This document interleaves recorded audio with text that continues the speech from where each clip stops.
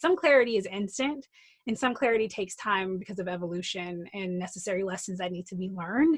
And I think it's about leaving space for all of that and really being open to how clarity comes to you, through you, flows through you, because everybody wants the clarity. They want the answers right here, right now. But there aren't, so willing to go through the processes that the clarity might show up in. Hey family, I'm Tiffany Lanier and you're doing life with LaKitia on Living Her Truth.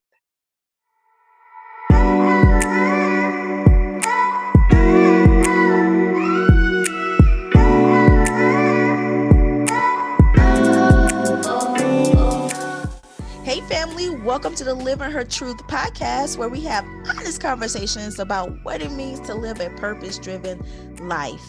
I am your host, LaKitia Woodard from LaKitiaWoodard.com, the place where women receive the tools necessary to feel seen, heard, and supported while pursuing their purpose. And now every week you'll learn those same tools through candid and transparent conversations. Tiffany. Hi. Thank you so much for saying yes to having this conversation with me today. I'm really excited to be here. Thank you so much for having me. Are you kidding me? Of course. I mean, thanks. What? It was a no-brainer. Well, I appreciate that. I appreciate being on the no-brainer list. I love that. Oh my goodness, this conversation between the two of us is so important because it's the beginning of the year. Happy New Year. Happy New Year, guys. It's 2020. Yes. The vision is clear in 2020. Well, we're going to get it clear today. Yes, we're going to get it clear today. We're going to talk about clarity today. Good. So that's why it was a no-brainer to start the conversation off, start the year off and the conversation off with you, because you are the best and only clarity coach that I know. Like the best ever. And so Queen of clarity, this is what they tell me. Yeah. This is what they say. Clarity, queen of clarity. And I just want to start the conversation off by just letting everybody know how we actually met. Yes. So how do I keep this simple? Because I feel like it's such a long story. Well, initially I found out about Tiffany Lanier on the podcast, Quit Your 9-to-5 podcast show. And I heard her interview and just really connected with you. And not necessarily because of the clarity, but I just connected to your story because you talked a little bit about your woes with your pregnancy. Because I'm the type of person, like, I love a good come up story. Like, I love to hear people's testimonies and stories of how they overcame, issues and struggles and turned them into triumphs. So I really connected with you from that aspect, and also from the aspect of, you leaving corporate, starting your own business, and, turning your employers into, customers. Like, that was just like pretty cool. Like, who does that? Right. So I was like, man, I have to learn more about this girl. So then I started following you on Periscope. And you would do the morning shift every morning. I absolutely loved it. And I was just 100% hooked from there. And then our relationship even expanded because I found out about you towards the beginning of my entrepreneurial journey. And so I enrolled in one of your classes. What was the name of the class? The Core Business Academy. The Core Business Academy. And it was the Core Business Academy that really helped me to really get clear on who I was talking to in my business. So I was able to serve them properly and show up with confidence. Because at first I would kind of show up, it was kind of like a turn. I stick my head out, then stick my head back in. And that was because I really wasn't clear on who I was talking to and how I can serve. And so the Business Core Academy helped me to get really, really clear. And so with that clarity, I've been able to expand my business. Within like months of your course, I started to get podcast interviews that I remember even for, people was reaching out to have me on their podcast. And then I started to get clients started to come in because it was like, oh, okay. Yeah, that's what you do. Okay. He's talking to me. He's yeah. talking to me. And so, yeah, so my business just pretty much took off from there. So I really attribute, the early successes of my business and me getting here, because now my business has been evolved. I really attribute you as, one of the people to help me really catapult my business and get to where I am today. So it was a no-brainer to have you on the show just to talk about clarity in general, because you don't only just coach people on clarity in business, but just clarity in how they lead, how they love, and how they show up in the world, right? And so I think at the beginning of the year, a lot of us get really confused, especially when the previous year didn't go as we planned it. We can get really confused. And so we're going to talk about that clarity. We're going to talk about countering the chaos, so our 2020 can be different from the previous years, because it's possible. It's possible. Everything's possible. And it can happen so quickly. And there's also, as we talk about it, you'll realize, and I harp on it a lot, also the time and the grace that it takes to have some clarity, right? Some clarity is instant, and some clarity takes time because of evolution and necessary lessons that need to be learned. And I think it's about leaving space for all of that and really being open to how clarity comes to you, through you, flows through you, because everybody wants the clarity. They want the answers right here, right now. But there aren't, so willing to go through the processes that the clarity might show up in. And so I think that lesson, early on is really important to remember. Yeah. And sometimes we need to deep dive into some really dark places in order to get the clarity as well. We have not always, but they do serve as powerful, potent medicine. Dark places, things that, and while you're in it, feels, why is this happening to me? Why am I experiencing this? Why do I have to go through this right now? Like, I'm trying to do X, Y, Z, and this is hindering me. But usually, at least I feel like, and I don't know if this is a real statistic, like 9 times out of 10, but as many people that I've personally talked to, as much of a young life that I've already lived so much, even though I'm 31, I feel like I'm 80. I'm just saying, like, really, I do feel like I'm in my 80s, and people are like, you're only really young. I'm like, who's young? I'm like, I've been here forever, it feels. I don't know. Could have been all my past lives. I'm not sure, but I feel like an old sage at times. But, we tend to downplay those experiences. And if we move too fast past them, without really thinking, what did this teach me? What could it teach me? How has it transformed my essence, my being, my identity? And can I allow for this to shape or reshape the next phases of my life? Absolutely. And that's pretty much in a nutshell what I did with turning my, going through and surviving sexual abuse and turning it into a business, and just evolving it beyond what I could even fathom. We talked in depth about what that looks like, before recording this conversation. But yeah, it's a journey, it's a process, and I'm enjoying it. It has its ups and its downs, but I'm definitely enjoying it. And I know a lot of times we hear people say, that we need to discover our truth, right? To really become clear. But what does that mean actually? Because I think that term is thrown around a lot, but people don't really know what that means. I feel like I'm always like, you got to discover who you are. So discovering your truth, discovering who you are phrases that are thrown around a lot, like it's a universal understanding that we all know what that means.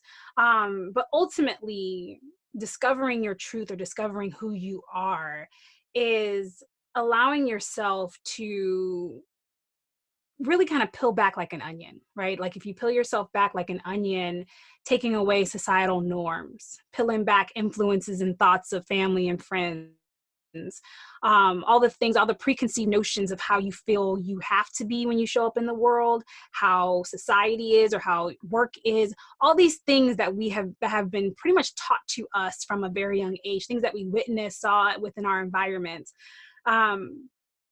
Finding and living in your truth or understanding who you are is peeling back all of those layers and then being like, who am I today?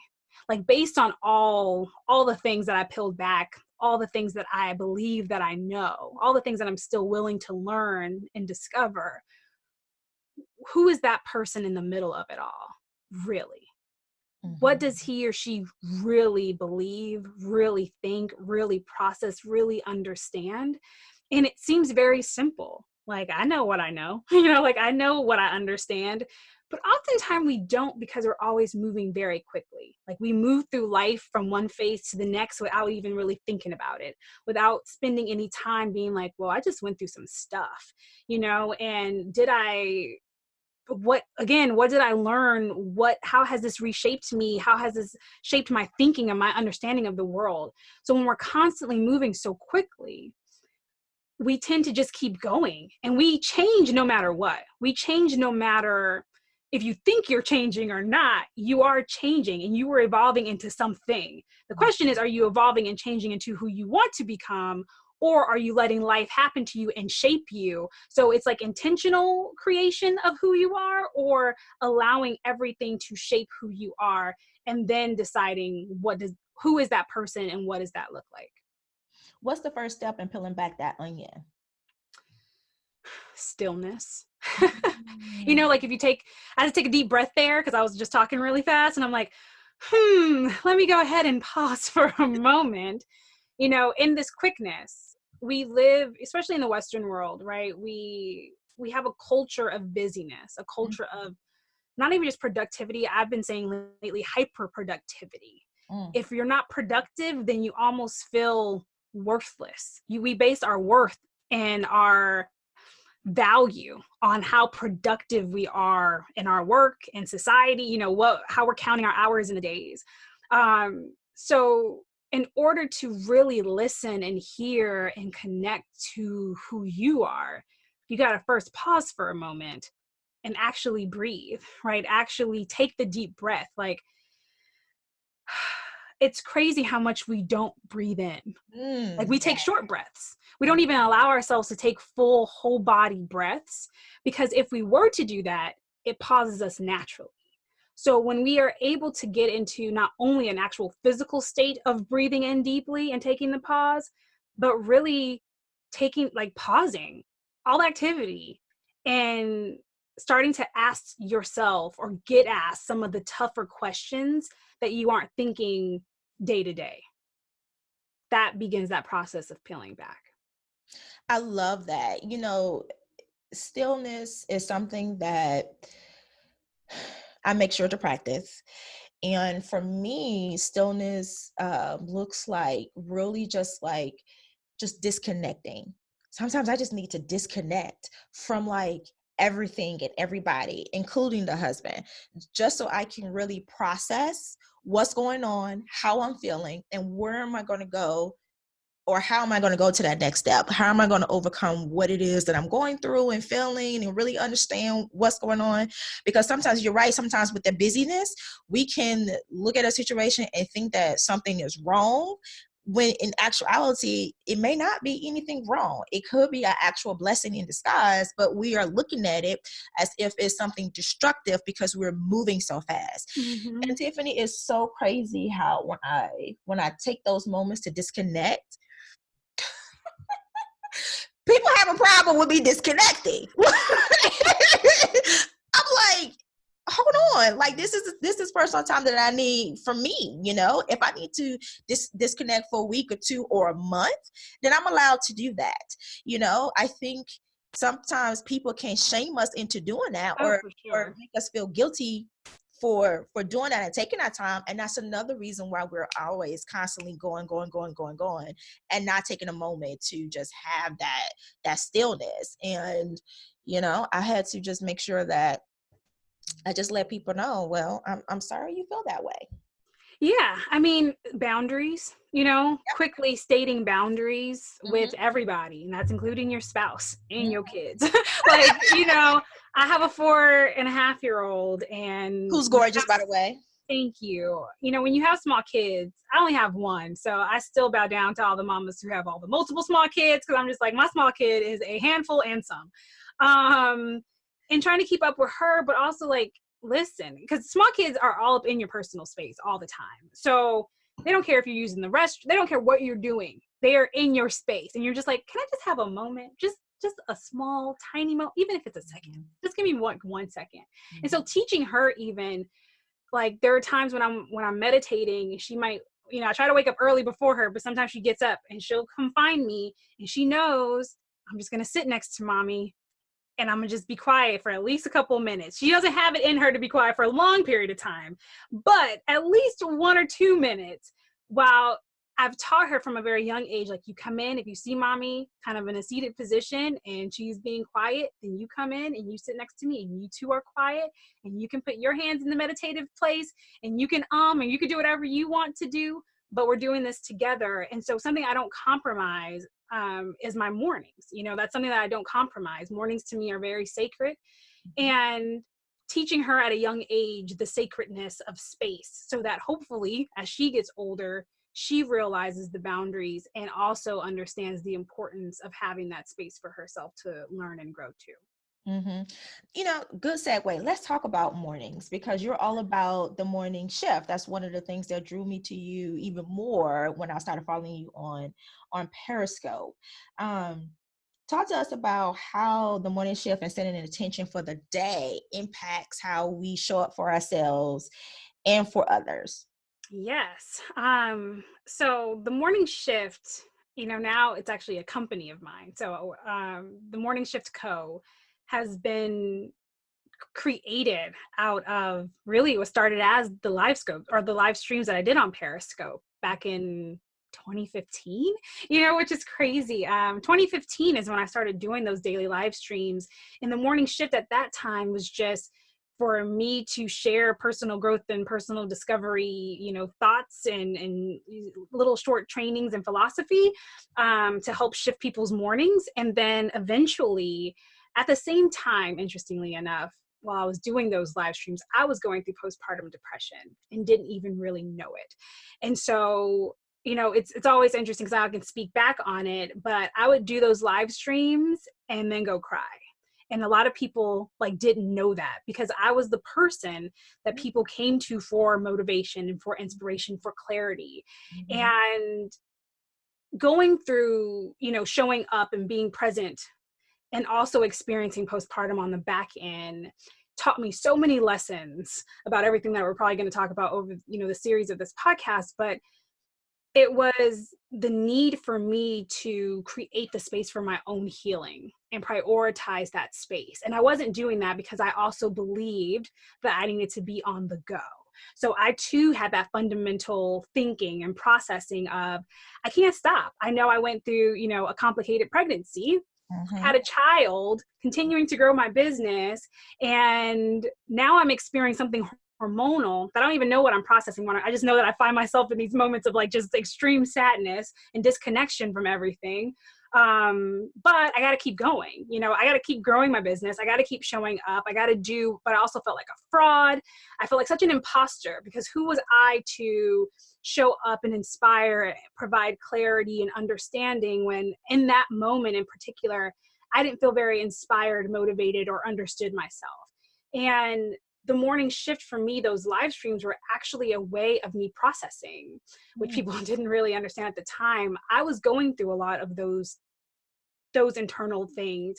And then because I'm a coach and because I'm able to have a full understanding of how I was feeling, even though I couldn't identify the postpartum aspect of it, I was able to clarify those messages or those teachings and then turn it into something that I could share. So I was processing, and it was pretty much therapy. It was really therapeutic. Those live streams were therapeutic for me in so many ways. And within a few months of me doing those daily live streams, a mentor of mine, asked me, what do you do in the morning? And I was like, I jump on Periscope.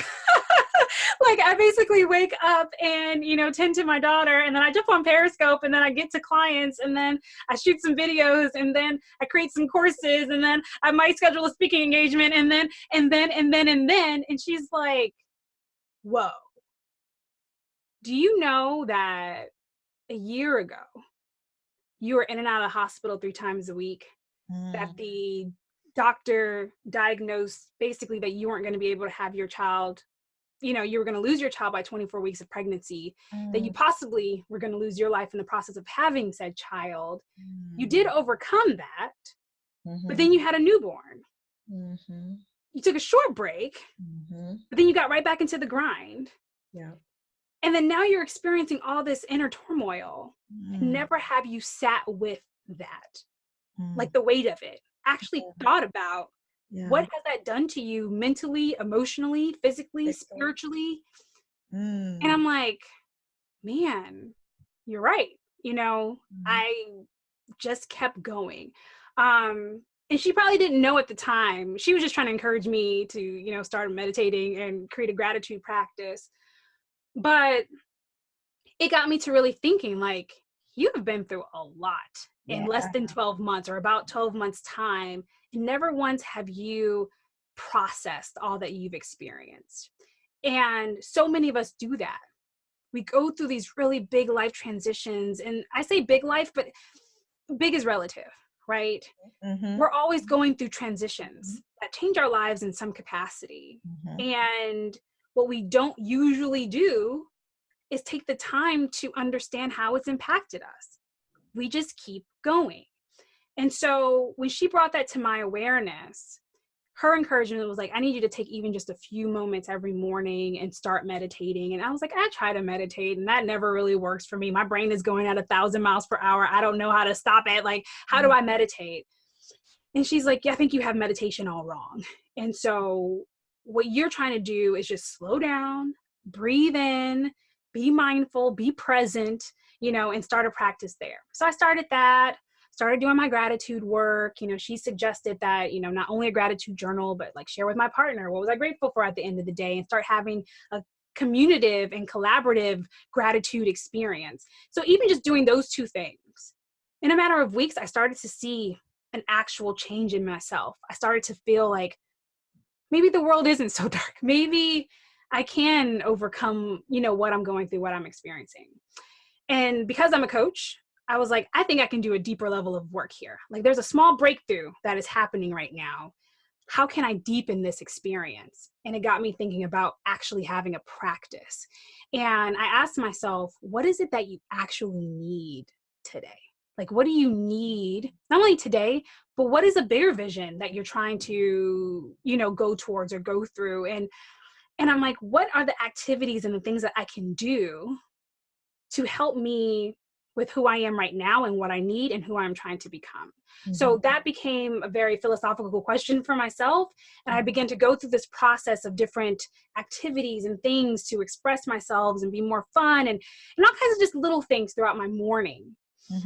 And after a few months of doing this consistently, I felt like night and day, like complete 100% transformation. Because even during that time, like, my business was stalling because I was kind of stuck, like, in an internal place.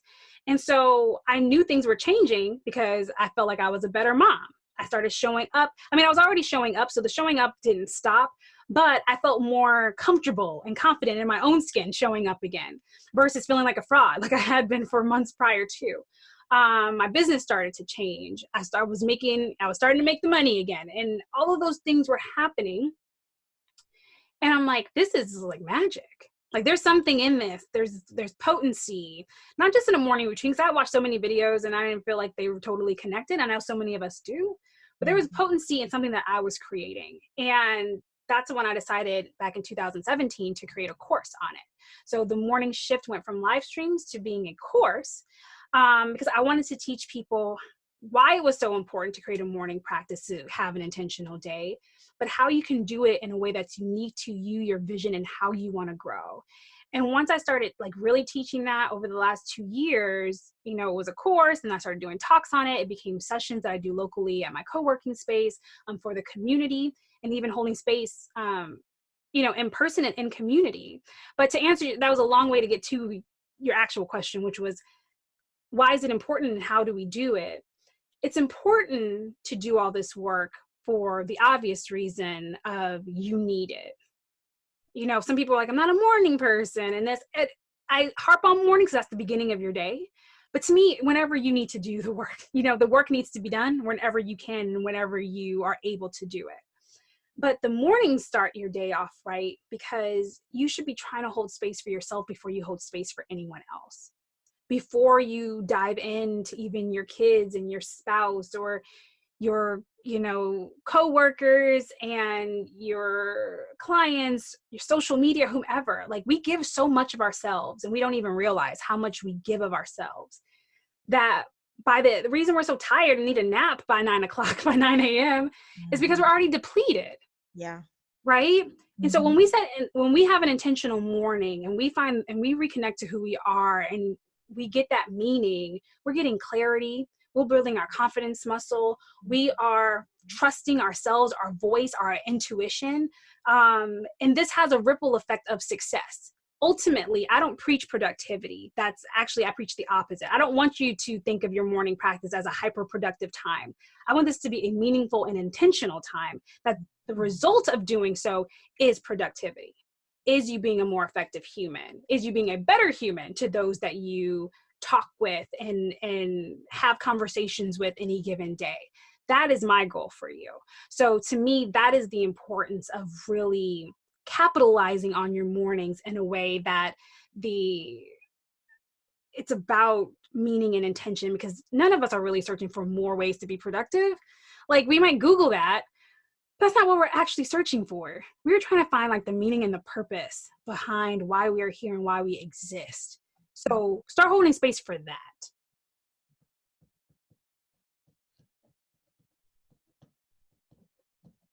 I see you writing. What you writing down? I was kidding.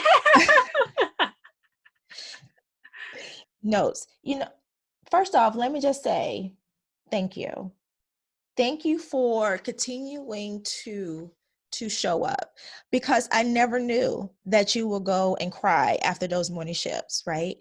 Yes, I was coming to you for the motivation, encouragement, and to help me to get clear on my day, but I didn't know that was going on in the background, and I think a lot of us who are the strong ones in our circles, in our families, people don't check on us as often as they should, or even ever, and so people are constantly coming and taking from our cup, but our cup is not being refilled. Mm-hmm. So I just want to say, thank you for, growing through that experience, because I really want, out of everything that you said, I really want people to really understand the point that you working on yourself is how you was able to help me and everybody else. Because until you stopped and really understood what it was that you were going through, why you was feeling the way that you feel, your business stalled. Everything stalled and came to a halt until you started working on Tiffany. And once you started working on Tiffany, that's when the business started to even progress and blossom even more. You was able to probably be a better mom to Autumn, and a better wife to Brian by focusing on you. And I love the fact that you say that mornings is not about being productive, hyper productive. It's about being intentional, right? And that's something too that I try to preach or just coach my clients through, but in a different way, but through self-awareness. I try to get people to understand that focus on you, right? Because when you focus on you, everything else will fall into place. If things are not falling into place, it's probably like a personal, internal something that's going on that you need to acknowledge, accept, and face and address so you can move forward. And that's what you just told us to do. Yeah, I mean, that's where the self-awareness comes from. It comes from the stillness. It comes from doing the stillness and the work, right? It also is work. Like, the self-care movement that we've kind of been in for the last few years, I'm so grateful for it in the discussion about self-care. The self-care is not just baths, though I love my baths. If you follow me on Instagram, you will see how much I love my baths. Baths is a form of self-care for me, but even while I'm taking a bath, I am doing mindset work. Like I am doing things to better myself. Sometimes it's just totally relaxation, but I try to create an experience, a meaningful experience and rituals for myself as often as I can. And I turn what is usually the mundane things, the things that we think that are so basic and can't be life-changing, if I can turn that into a life-changing experience, I will do it. And the only way you take something from being, mundane to magical and life-changing is the intention that you put behind the activity that you do. And so the clarity and the self-awareness comes from this place of stillness and intentionality and understanding and really doing the work. And sometimes the work takes time. It just takes time. Like, it's not one meditation session or one coaching session, even. Like, it's usually an evolution and an endless amount of work that you do. You just reach new levels every time. And so, I don't just preach this stuff and teach this stuff. I live this stuff. Like, I am living my practice every single day. And that's taking that motion. You absolutely positively live what it is that you preach and you coach, because even the short time frame that I've been following you, I've noticed the evolution of your business and you as a person. Like, I've witnessed you taking breaks from social media to say, okay, I need to work on me. This ain't working for me. There's something going on. I need to figure it out. So you guys is not going to see me for a few months, or you guys ain't going to see me until next year, and just really I'll be back. So I second that.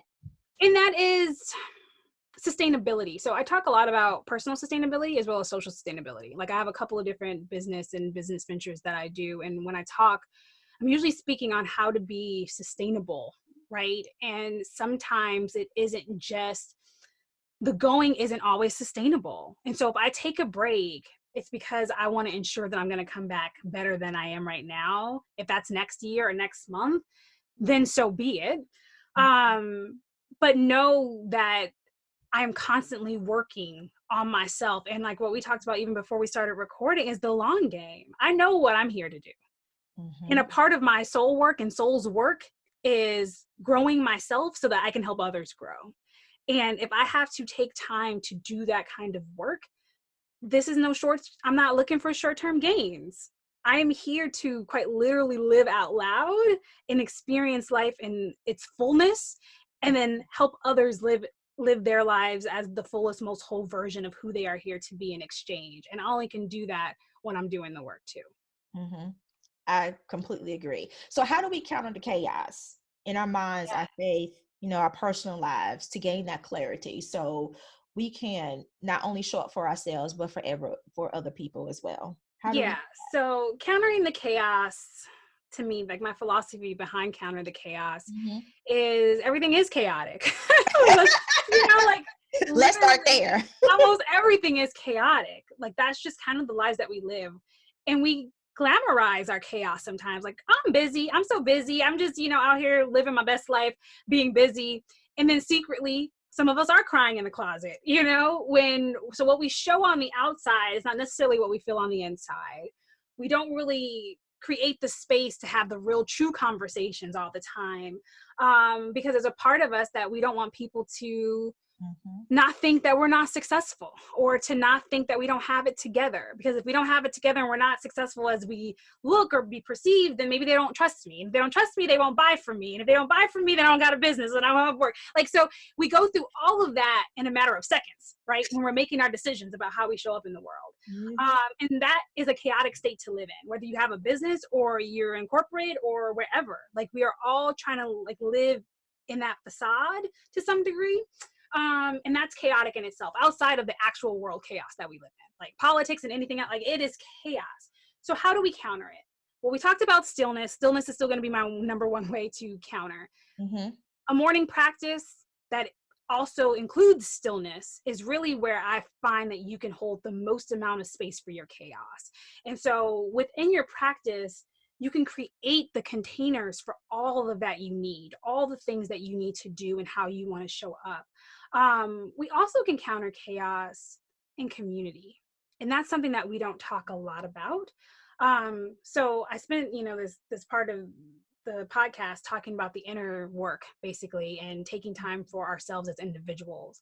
But as I expanded the morning shift and really started past the course and past the one-off talks and really encouraging people to do it, I started holding sessions in community.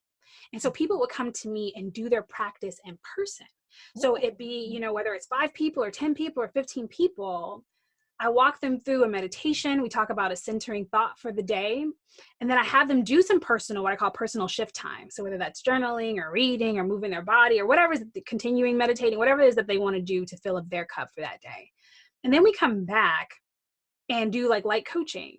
And with that, those conversations of, you know, those thoughts and what's coming up for them is so like what's so fruitful is listening to the other people and realizing that you're not alone. Because even while you're doing the inner work, especially if you're doing it all by yourself, you can still get really caught up in your head, right? Like, and you're debating whether it's enlightenment or self-sabotage, and you don't really know because you're still by yourself. And so that's why I believe doing work in community is also important, whether that is community coaching sessions or working with a coach in particular, or working with a therapist or a counselor, working with others is a way to also deepen your own understanding of self, because others can reflect to you what you may not be able to reflect to yourself because you are so deep in that discovery work. Absolutely. We cannot live in a vacuum. Absolutely. We cannot live in a vacuum. And I'm going to leave a link below for you guys, because if you're in the Florida area, you can do the morning shift with Tiffany. You can actually do it digitally too. Oh, okay. Yeah. I'll definitely make sure to put the link in the show notes, because I know for a while there I was getting jealous because I was just like, where's there a social house in Houston? Like, I was Googling. I'm like, there's a social house in Houston. Like, yeah, you know, and I was doing it, and I know because I would share it all the time that I was doing them in person. And that's why, you know, once I realized that there was a possibility for me to do it also digitally and in person, and now I have like a hybrid model where some people are in person and some people are digital, depending on, like, you know, where you are in the morning shift. But it's been really fascinating and really great to be able to have that hybrid community. So, you know, if only one person showed up in person, there's a group of people online who are also having this conversation. And so what is happening is people are getting to meet people who never knew each other and getting to just share in the discovery of their own growth. And it's been such a potent experience over the last couple of years that I've been able to do practices in community, because I now really see that even the little things, little insights can make huge strides and our personal evolution. Little insights from the individuals around you, or from myself holding you accountable, you know, as a coach, or from you holding others accountable as a coach. You get to really take that nugget of information and just go with it. And sometimes it just seems so simple, but you would have never thought about it on your own. And that's where the potency comes from, by having, you know, a support system and a support network. Absolutely. And this is why I started the year off talking with you. You are amazing. Thank you. You are amazing. I know some people have probably got their whole lives together. You know, hopefully they have learned that whatever happened in 2019, to don't necessarily just like run from it and keep going, to slow down, be still, figure out what's going on and how are you feeling and how are you going to process it moving forward. And you are the perfect person to have that conversation with, which is why I wanted to start, you know, the new year off with talking to you. And also because you are, like I said before, such an integral part of my entrepreneurial journey and lifestyle as well. So count down the days, Tiffany, for when I can hug you in person. Yes. Soon, I'm sure. Counting down the days. But before I let you go, I just want to know, give us one book or Audible book, because you know I'm addicted to Audible, recommendation that has impacted your life and or business. Outwitting the Devil. So Outwitting the Devil by Napoleon Hill. And it has like nothing to really do with like how we perceive the devil, kind of, but not really. But it was one of the first, like maybe not, like it was one of the first, like it was within the first year or so that I was really embarking on my own personal growth and self-discovery journey. And I remember Brian and I were doing a road trip when we were living in Denver. We were driving from Florida to Denver. And so it's like a 30-something hour drive. And we decided to listen to Outwitting the Devil. And it's a book and you can listen to the audio, but it is so dynamic and it brings so much truth and understanding just how we think and how we're processing and who the devil actually is in the eyes of Napoleon Hill in this particular book. I don't want to say too much because then I'm going to give the whole plot away. So just listen to it. Okay. Just listen to it or read it. It was definitely a life-changing book.